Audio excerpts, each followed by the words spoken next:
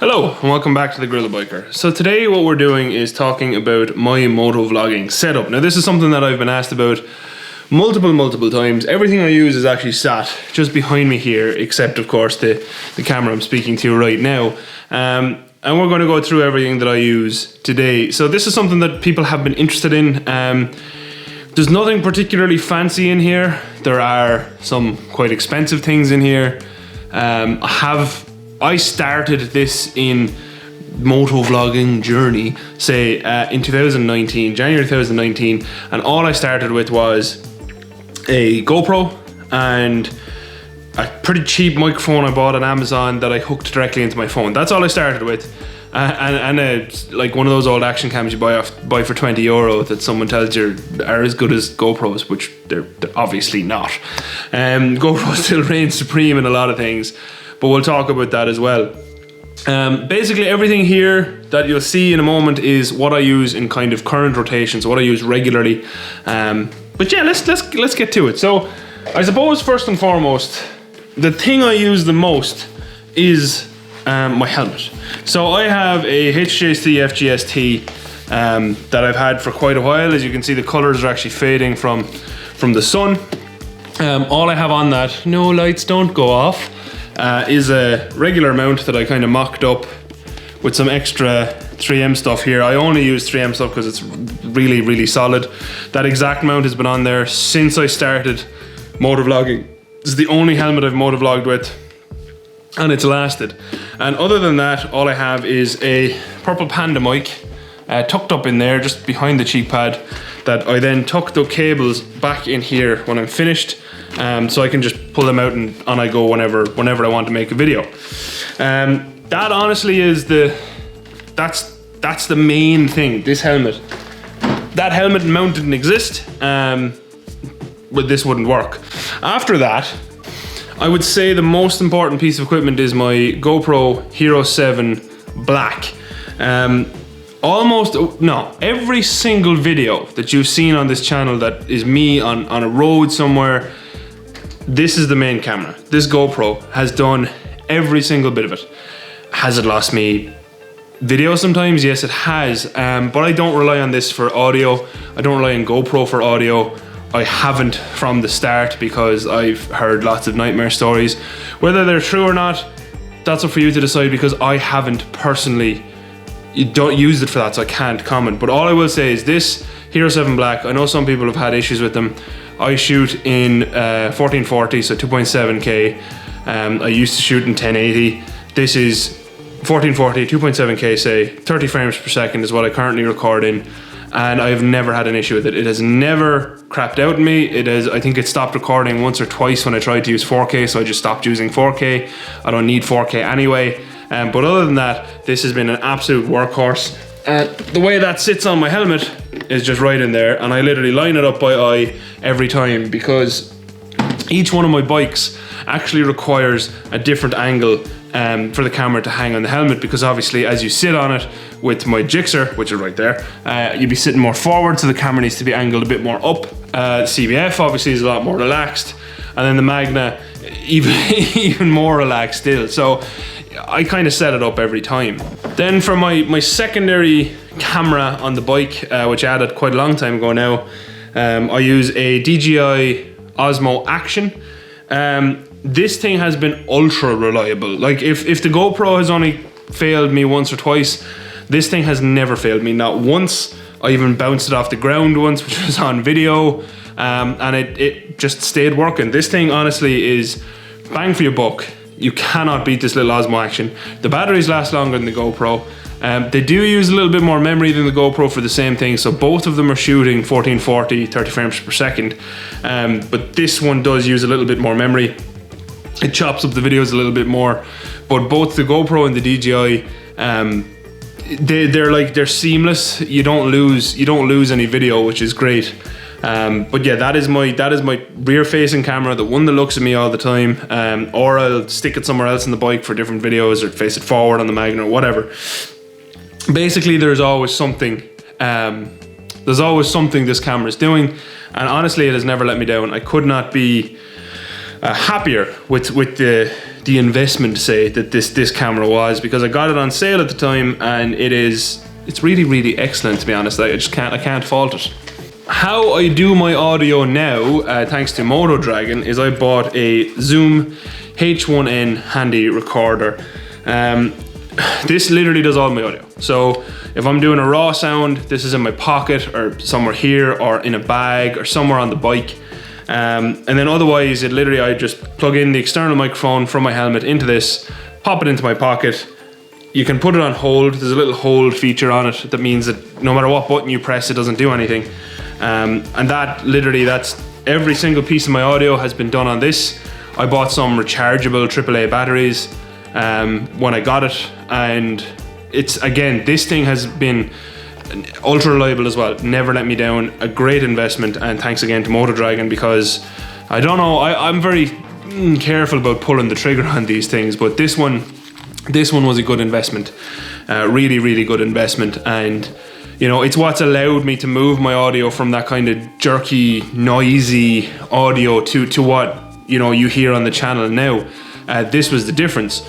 Now, it does record with the Purple Panda. It does record the audio quite flat. It's quite, I don't know how to describe it. It's not perfect, but it does give me the ability to change up that audio in post-production. If you ever want to see what I do in post-production, let me know. It's very simple.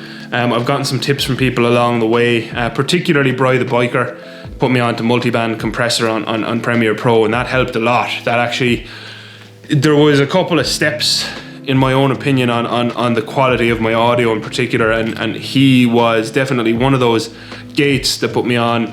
I started using multiband compressor and the preset broadcast.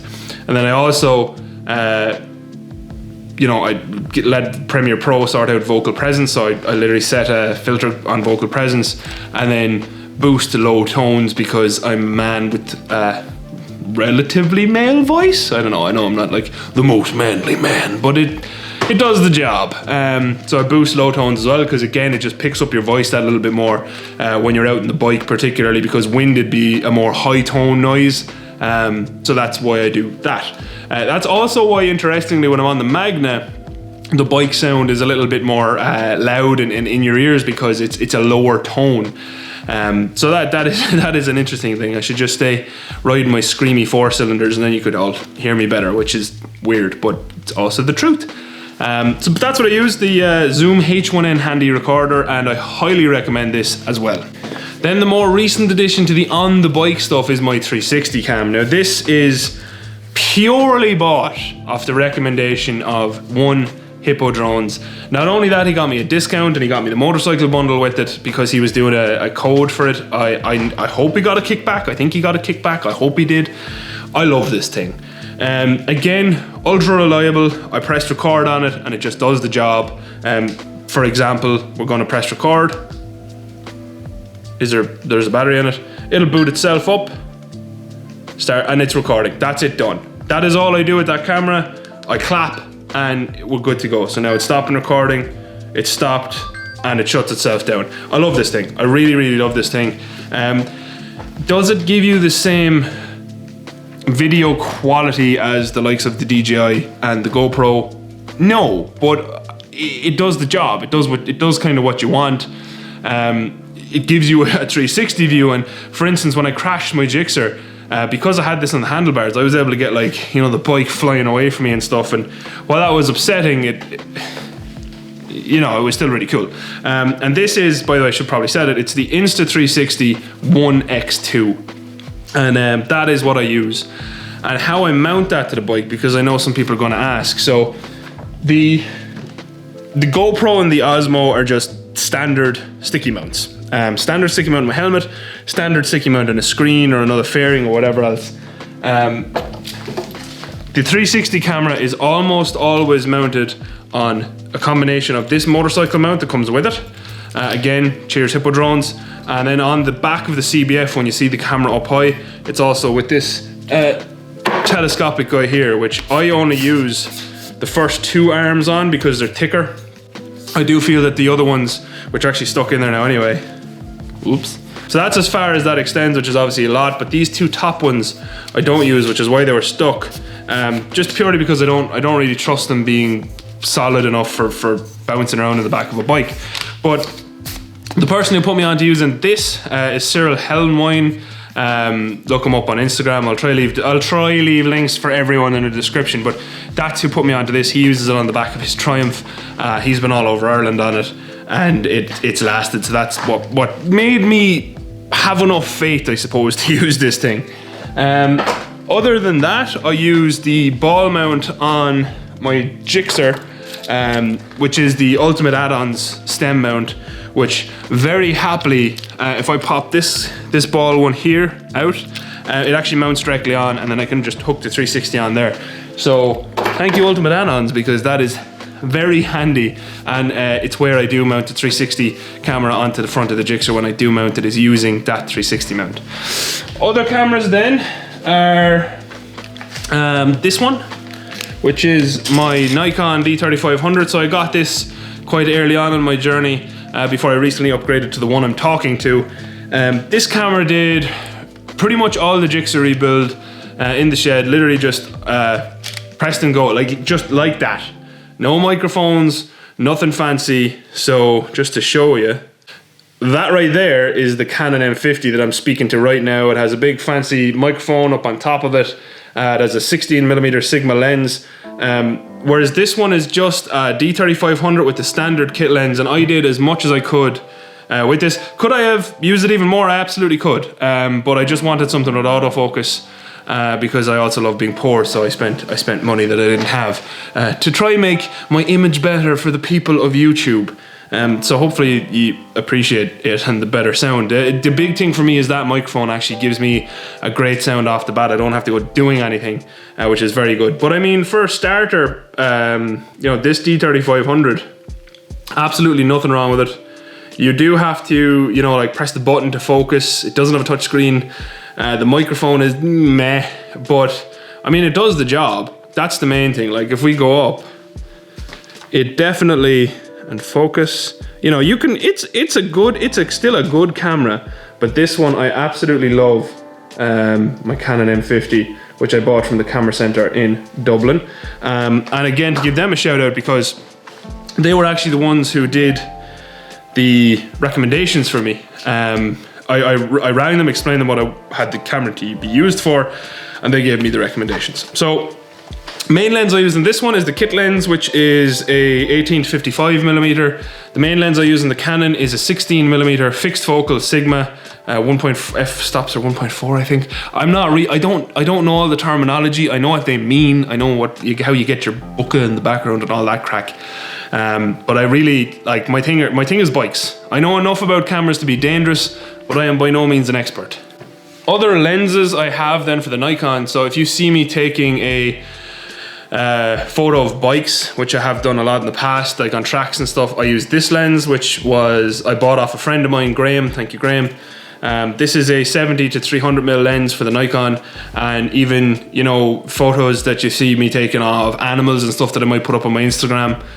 Follow me there if you want to see them. That's all taken with these as well, with this as well. This big lens, which extends to ridiculous. It gets excited very easily.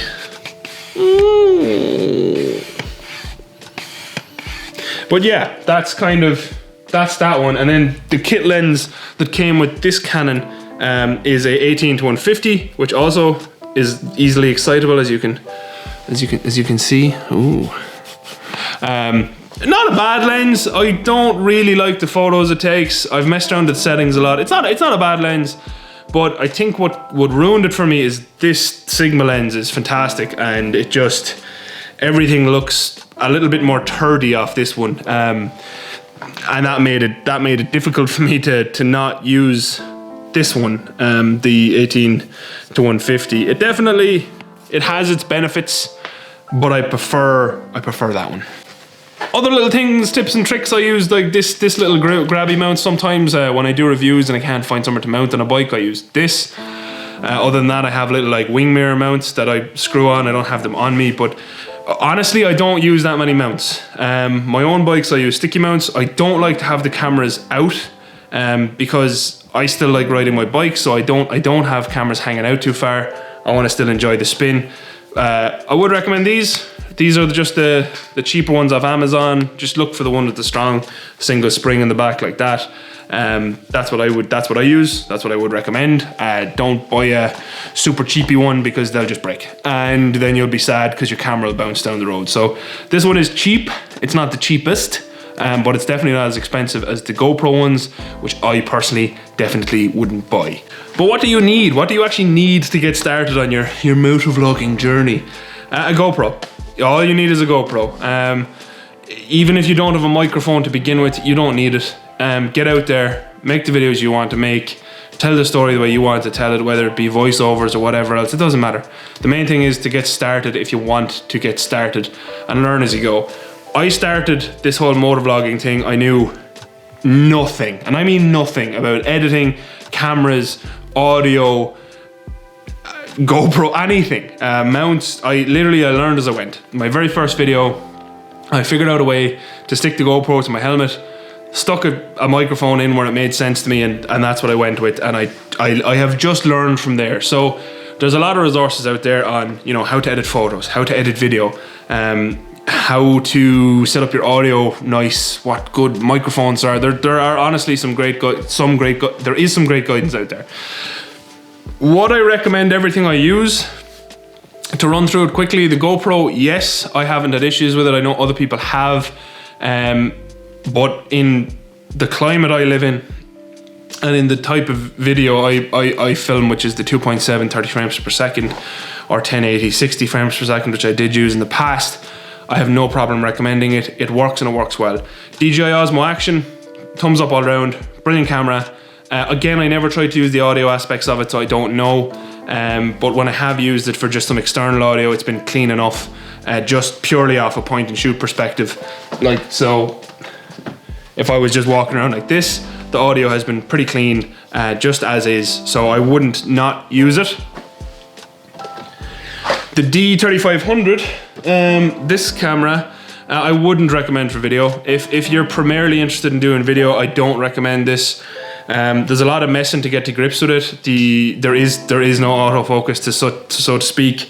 Even the manual focus is meh. The audio is pretty good actually, just straight off the bat, it's pretty good. The lens is good, battery is good, price is good, but just from a video perspective, it's more pain than you need. Get something that's more suitable for video. It takes great photos, and that's why I still have it. I never traded it in, I never sold it, because it takes great photos.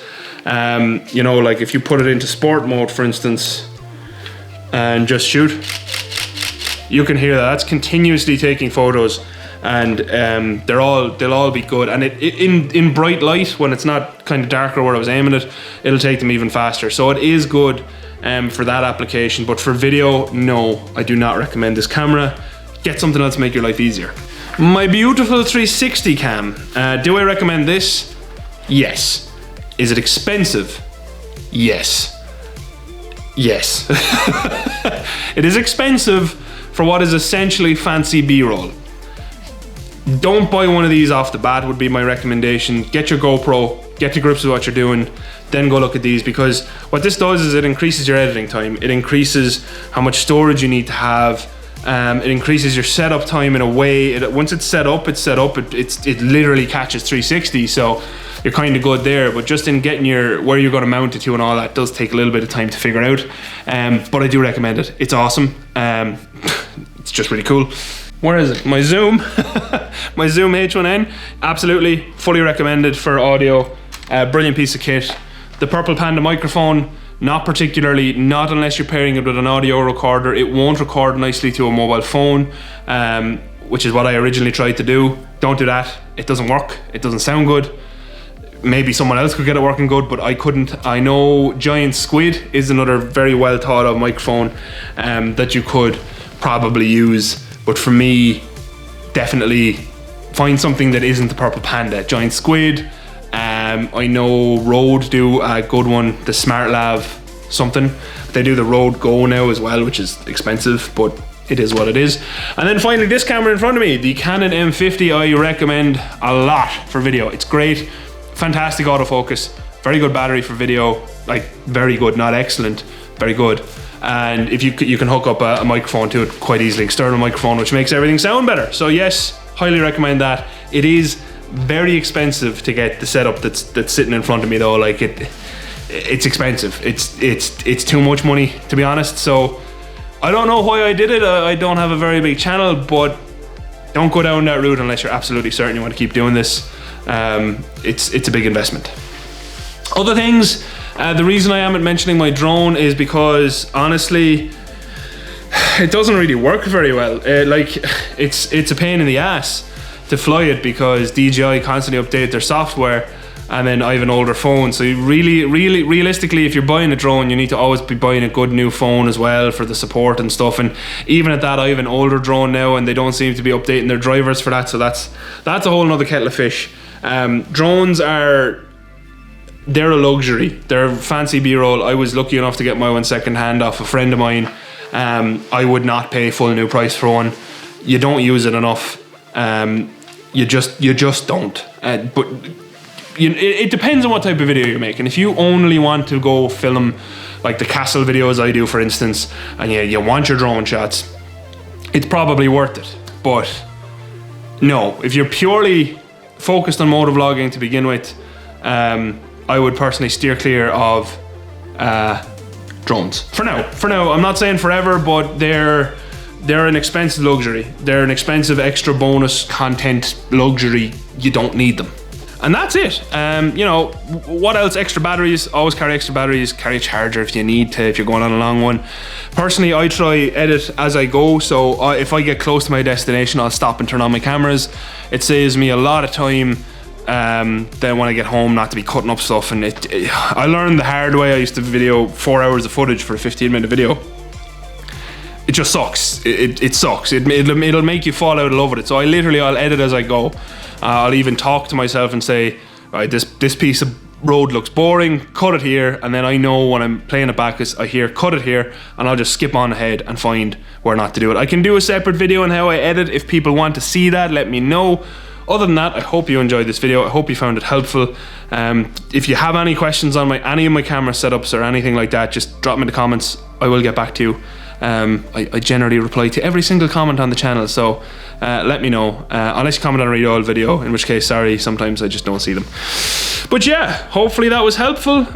It was far longer than I meant it to be, but that's how my videos go. So if you watched, thank you very much for watching. As always, a massive shout out to all of my patrons. They helped buy the camera that I'm talking to right now. That was partially them, so thank you very much. Wouldn't have been possible without you. And yeah, until next time, thank you very much for watching. Adios. Outro crew. An old sneaky peeky, shall we? Ow, my hand just locked. Ugh.